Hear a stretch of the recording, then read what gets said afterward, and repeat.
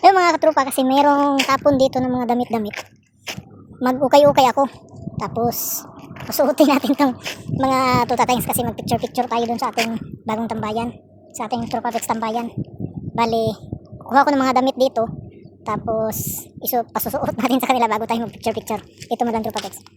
Kaya mga katropa, ito yung mga damit.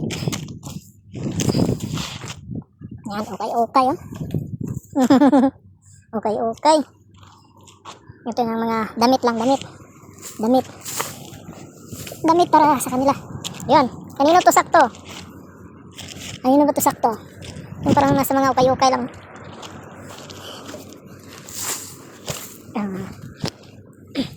Short. Ito, magandang short kang Mami Muka pag mag hit. Ito, yan sakto sa kanya. Ito mga damit. Ito, Ronaldo. Yung mahilig kasi sila dito ng mga yung mga damit ng mga soccer. Puyo. Yan, kukuha na si Vegeta. Yan. Sa kanya raw yan, Ronaldo. Uy. Wag. Uy. Nahiga na.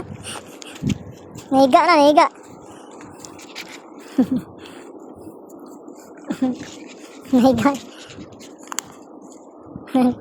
Ito, tayo. Hanap pa tayo para gawin nating damit nila. Ito, meron pang isa. Yan, dalawa ng Ronaldo. Yan. Ito. Yan naman to sakto. Yan. Yan, magaganda pa. Magaganda pa mga t-shirt, oh. Magaganda, oh. Parang okay lang, oh.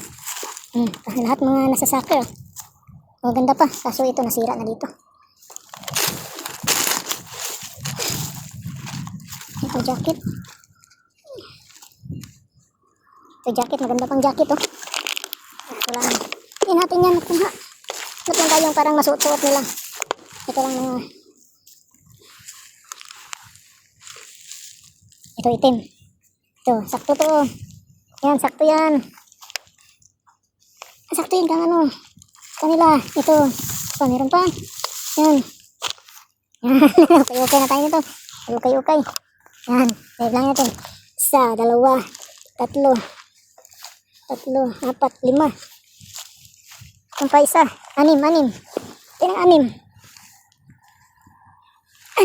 Para sakto na damit nila.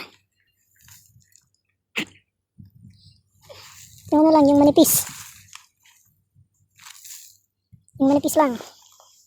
Ito sana, kaso sira naman. Hindi na sana yun.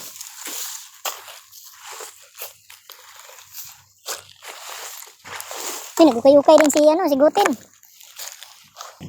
Ito na lang sigurong puti. Itong puti. Bago yung panglabahan mga natin. Bago isuot sa kanila.